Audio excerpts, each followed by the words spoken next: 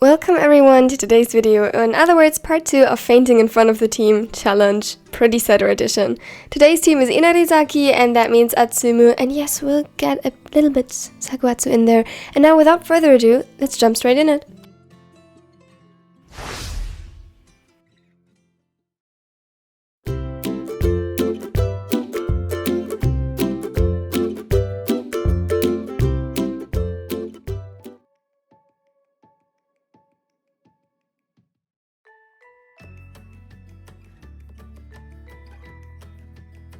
Atsumu stared at his phone. A new group chat opened that displayed an all too interesting message from Aikawa. A challenge. A sly smirk spread on his face as he saw it and the various responses from the other setters. One per team had been chosen. This promised to be interesting.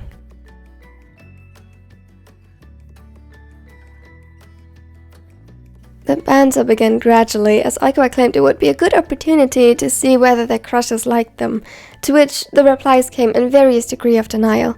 They argued as the third year tried to convince them to participate, but Atsumu didn't have to be convinced.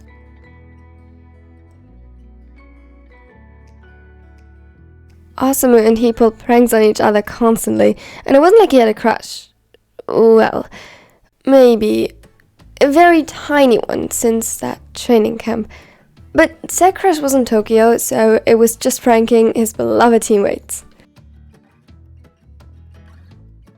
Hey, you prick, are you coming or what? The practice match is about to start. Of course. Just yeah, wait, my set's gonna be perfect today.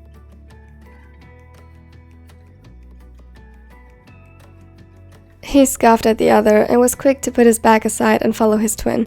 Their banter continued throughout the hall until the icy gaze of Kida made them freeze on the spot and caused shudders to run up their spines.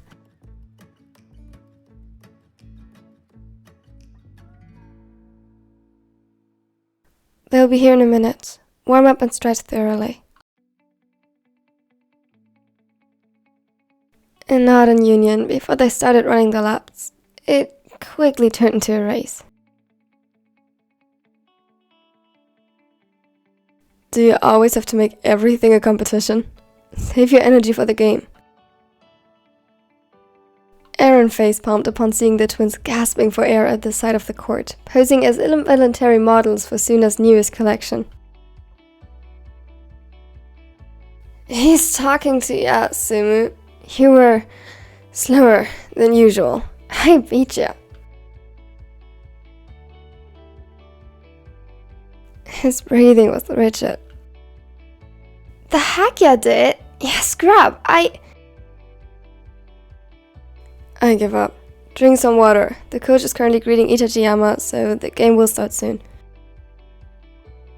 Wait! He sat up, tiredness forgotten. Say that again. What? Drink some water? Itachiyama will be here soon.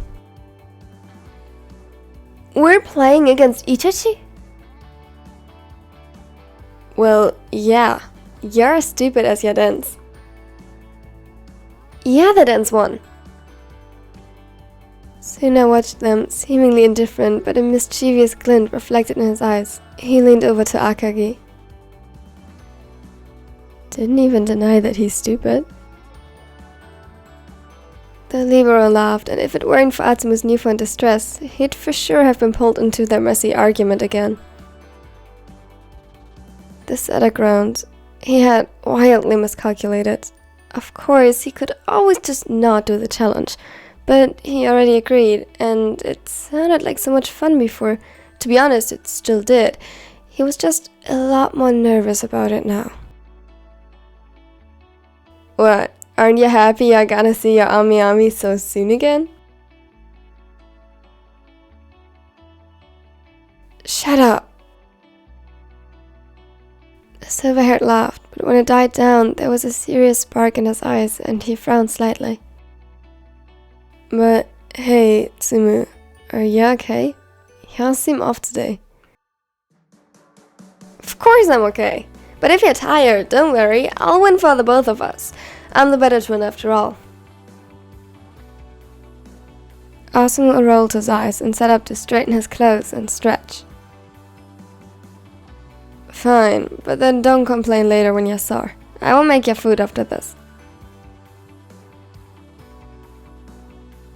Not fair. Suddenly, the door to the gym opened widely with a cracking sound. Kida assembled them with his gaze alone as they were faced with the greenish yellow of Itachiyama. They bowed in mutual respect, and Atsumu's eyes quickly found the tall ace amongst their players. The Raven looked as uncomfortable as always when faced with a crowd, or people in general. His slumped posture made him appear smaller and more timid than he actually was. Atsumu knew firsthand how fierce Sakusa could be. He had a sharp tongue and the confidence to back it up. Half his face was still covered by the white medical mask, and he kept close to his cousin at all times. The bubbly, jolly libero was the complete opposite of him, like day and night. It was honestly hard to believe they were related at all. Ouch! A sharp pain spread from his ribs, where his beloved brother had nudged him gently with his elbow. Simu, what? You're staring. It's painfully obvious. Atsumu felt his cheeks heat up and quickly looked away, desperately wishing he could silence his twin. No, it's not. The silverhead just looked at him unimpressed while raising an eyebrow. Atsumu pouted in response. From the side he heard Ginjima chuckle and nudged him in response.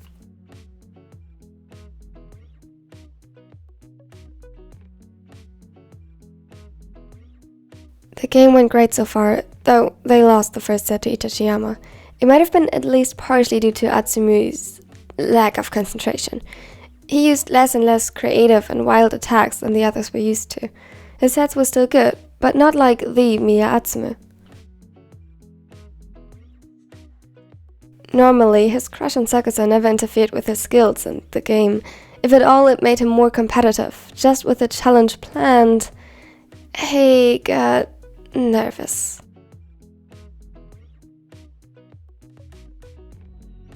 It was the midst of the second set, and they were holding up fine, but halfway through, Itachiyama got the lead, and after losing 2 points in a row, that coach caught a break. Atsumu, are you feeling okay? He flinched. Yeah, of course. Kida looked at him with a piercing gaze as though he attempted to stare straight into his soul. There was no anger or frustration in his eyes, just calculation, as though he tried to see through his intentions and any potential lies, or perhaps intimidate him enough to tell him willingly. I'm fine, I swear. I can still play. Certainly hope you're not just saying that, otherwise I'd drag your sorry ass home myself. The blonde rolled his eyes. Back in the game, he was almost back to his usual self. Just when the suspicious look stopped, his act started. A stumble here and there, reacting a little slower than usual, and labored breathing as he pretended to lose his stamina and fight for balance. Nothing too extreme just yet. He didn't want to be taken out of the game before going through with it.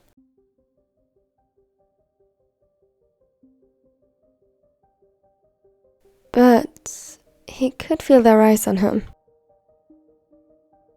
He wasn't sure whether it was his nervousness or the fast breathing, but the more time went on, the easier it was to act, and he could even see some dots dancing in his vision. This became almost too real for himself. While waiting for the next serve, he was met with Sakusa at the net, who frowned at him. He could see his lips moving, and for a brief second it sounded as though he was saying his name. Then he swayed backward. It was involuntary at first, but in the name of the challenge, he leaned into it. He fell, expecting to hit the hard gym floor at any moment, and for reflexes to kick in that would expose him if he wasn't careful. Neither happened. Strong arms reached for him, catching him, but it was too sudden to hold both of them up. The person was pulled down with him and somehow quickly positioned their body between his and the ground, catching him. For a moment, silence filled the gym. From the walls echoed the sound of the volleyball hitting the ground repeatedly. Then, hell broke loose. The voices of his teammates mixed as they screamed his name. He could hear their steps rushing toward them. At the same time, the person holding him tensed, their fingers closed around him more closely, to the point where it was almost painful. Atsumu! Atsumu!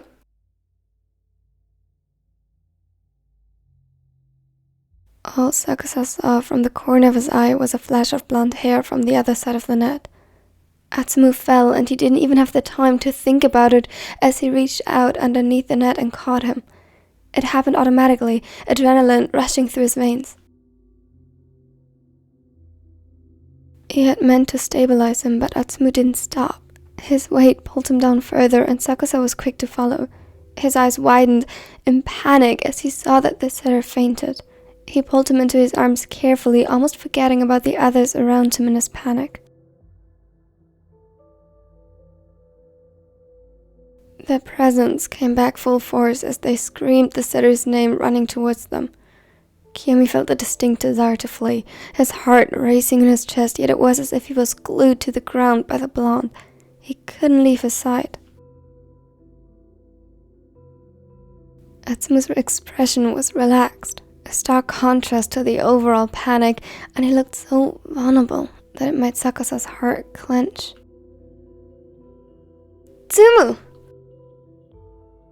His brother reached them first, extending a hand toward the twin and shaking him slightly.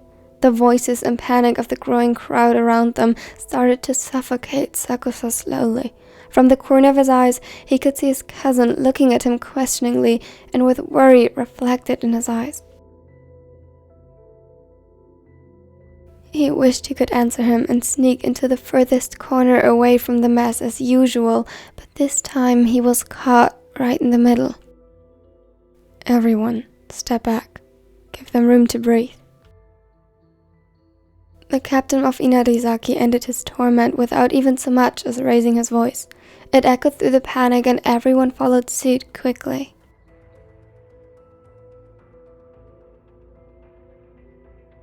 Sakusa-kun, can you please check Atsumu's breathing? He nodded slowly, the option that it might have stopped only now occurring to him, and a new kind of panic spread through his system as he stretched a shaking hand out to lay upon Atsumu's chest. He could see Osamu gritting his teeth not far from them. He wanted desperately to get to his brother. Before Sakusa's nightmares could become reality, Atsumu stirred in his arms. He groaned and slowly opened his eyes. Atsumu. He almost didn't recognize his voice. It was shaking slightly and much more gentle than expected. The sitter was equally as surprised as he was met with the dark, almost coal-black eyes looking down at him in concern. Ami, I'm sorry. Ya should be. What were you thinking pushing yourself like that? If you're not feeling well, get off the court. Atsumu flinched at his harsh tone, more so because he could hear the genuine worry sparking through and saw the way Osumu's hands clenched on nothing, digging his nails into his palm. He's right, Atsumu. Maybe go outside for a bit to get some fresh air and rest. Someone needs to go with you, though. I can do that. I need to go outside, anyway. He was shivering slightly, barely holding it together as Komori jumped to his rescue. Great idea. Atsumu will be cared for and the team should be balanced, if you still feel ready to take us on even without your twin combination. Komori teased and was quick to make light of the situation and cheer them up. It worked, and with their competitive spirits reignited, the gloomy atmosphere seemed to fade slowly. Yet, Osumu's and Suna's eyes followed them till the door shut close behind them, and Sakusa had no doubt they'd check up on Atsumu soon. Atsumu's heart was racing and he tried in vain to fight off the blood rushing to his cheeks while the ace led them to a bench at the side of the gym. He might faint for real if this went on. Atsumu. Huh? He gulped as he noticed Sakusa's gaze on him. Sit down first. I don't want you to faint again. Right. He did, trying to sort his thoughts and catch his breath in vain. Sakusa Kiyomi, the Sakusa Kiyomi, best junior ace in Japan, famous germaphobe, and his crush of half a year, had caught him, and was still sitting beside him, without looking disgusted as usual. Only now did Atsumu realize that his hands were shaking, and he looked even paler than usual. Ami, are you alright? He threw a glare at him, yet it had no real heat behind it. I'm fine. He jumped up, looking at Sakusa concerned. He felt the urge to reach out to him, but kept his distance, noticing how Sakusa's arms closed around himself as he tried to close himself off from his surroundings. How can I help? Another glare, this one more intense. By sitting back down and stop putting yourself in danger by acting reckless. Atsumu frowned, not satisfied with the answer, and crossed his arms, but sat down regardless, until a smirk spread on his face. Are you worried about me, Ami? The look Sakusa gave him could kill, but Atsumu was still too excited about being caught by him to care. His brain was flooded with dopamine, and slowly but surely his nervousness subsided. He grinned confidently. You could have just admitted you like me, you know? Sakusa coughed, seemingly choking on air. What the heck are you talking about, Mia? No. Ami, I was at Atsumu already. Lost that privilege. Not fair. Stop acting like a child and be grateful he puts up with you at all, would ya? Samu! He glared at his twin in betrayal. Don't look at me like that. You have no idea how much I want to punch you right now for being such an idiot. Before Atsumu could protest, and instead of punching him, Asumu's arms wrapped around him. Be more careful, yeah? Yeah.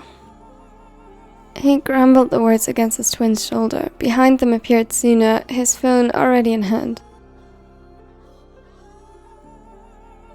You know, it's really cute how much you care for your brother, but Kita told me to get you back inside. The third set is about to start. Coming. He stepped back. Yeah, stay here. We'll win this, even without ya. Sure, but only because Ami's here as well. You'd need me if we'd play against the whole team. As if. And even then, that's no reason to overwork yourself. So, stay. I'm not a dog. Suna ignored their banter and handed a small bottle to Sakusa. Hand sanitizer. Here, Komori said to give you this. If they annoy you too much, just punch them. Everyone will understand. Suna looked at them unimpressed and walked back inside, followed by Atsumu.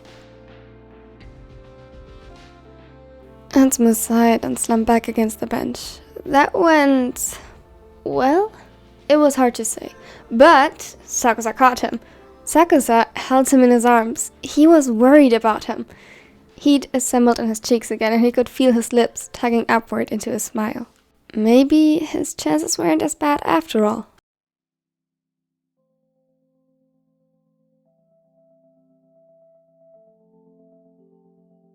Thank you all so much for watching to the end. I hope you liked it. It was exciting, and if you did like it, consider leaving a like because it really helps this channel grow, and consider subscribing so you won't miss out on any of the videos and parts in the future. On that topic, what team should I do next? I asked you in my community post, so feel free to vote there. or write it in the comments. And also, don't forget to tell me your favorite quote of the video. As always, I'm very excited for that. And now, I hope you have a wonderful and amazing day.